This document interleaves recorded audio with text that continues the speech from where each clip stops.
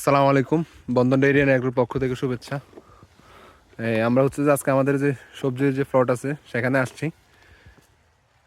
আসলে গাছগুলো রোপণ করছি যে আজকে অনেক দিন হয়ে গেছে, মাশাআল্লাহ দিলে যথেষ্ট পরিমাণ ফলন পাইছি।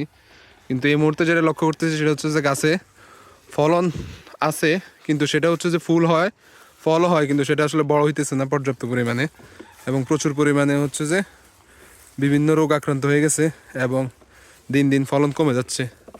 তো যার কারণে আমরা হচ্ছে যে একটা ভিটামিন স্প্রে করতেছি।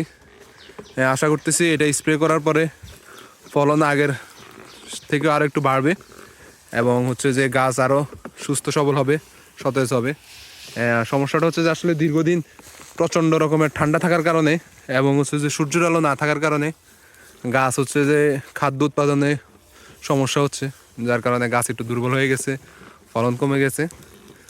তো পূর্বে আমরা একবার এই ভিটামিনটা স্প্রে করছি, তখন আলহামদুলিল্লাহ ফলন বাড়ছে। তো আশা করি এবারও আবার স্প্রে করার কারণে ফলন বাড়বে ইনশাআল্লাহ।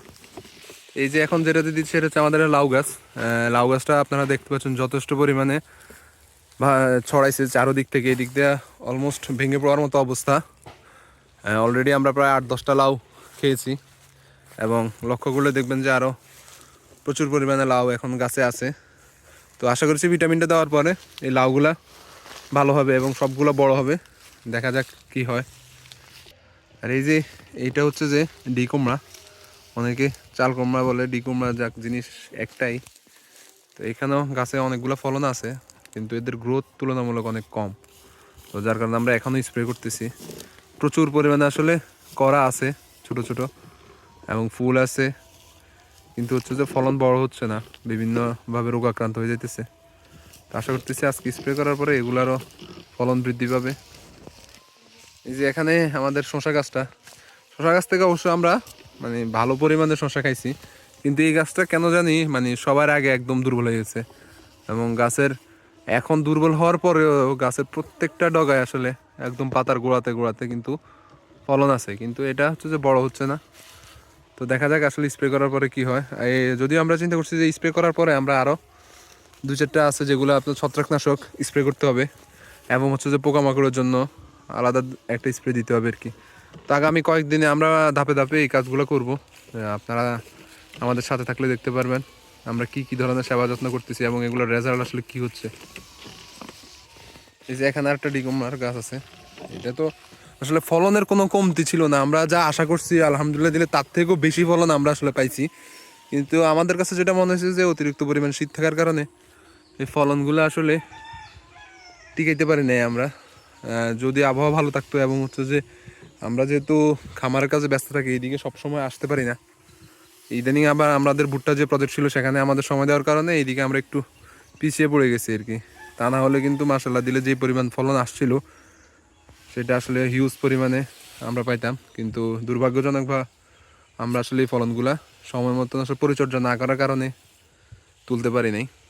এই যে দেখতে পাচ্ছেন এই যে ডিকুমড়াগুলা ছোট, এটা কিন্তু এমন না যে নতুন, এটা কিন্তু অনেক দিন বয়স হয়ে গেছে কিন্তু বড় হইতেছে না। এই যে দেখেন একটাতে পছন্দ হয়ে গেছে, আরও যদি দেখাইতে পারি, এই যে দেখেন ছোট ছোট হচ্ছে কিন্তু আসলে এগুলো বড় হইতেছে না। তো আপনারা যদি কেউ এর সমাধান জানেন তাহলে অবশ্যই কমেন্টে জানাবেন যে একজ্যাক্ট কী কারণে আসলে এইগুলোর এমন অবস্থা হয়। ইনশাআল্লাহ আমরা আপনাদের পরামর্শ অনুযায়ী কাজ করার চেষ্টা করব। তো এখানে হচ্ছে যে আমাদের ধুন্দুল গাছটা, এই গাছটাও দুর্বল হয়ে গেছে খুব দ্রুতই। ফলন দিছিল প্রথমে অনেক, কিন্তু হঠাৎ করে আবার ফলন বন্ধ হয়ে গেছে, এখন আবার নতুন করে ফলন শুরু হয়েছে। আশা করি আবার বাড়বে স্প্রে দেওয়ার সাথে সাথে। এই যে এখানে আমাদের কুমড়া গাছ, মিষ্টি কুমড়া, ফলন আলহামদুলিল্লাহ আসা শুরু করছে। এই যে দেখতেছেন বিভিন্ন জায়গায় আসলে ফলন কিন্তু আশানুরূপ আসছে, যদিও একটু লেটে আসছে, কিন্তু এখন যা আছে পর্যাপ্ত পরিমাণে ফলন আছে। এখন হচ্ছে যে এটা টিকানোটাই হচ্ছে যে সবচেয়ে বড় চ্যালেঞ্জ।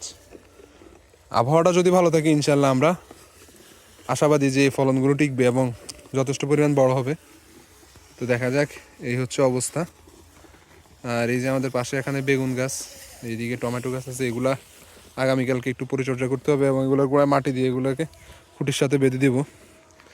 তো সবাই আমাদের পাশে থাকবেন, আমাদের খামারের জন্য দোয়া করবেন। আজকের মতো এখানেই শেষ। আসসালামু আলাইকুম রহমতুল্লাহি ওয়া বারাকাতুহু।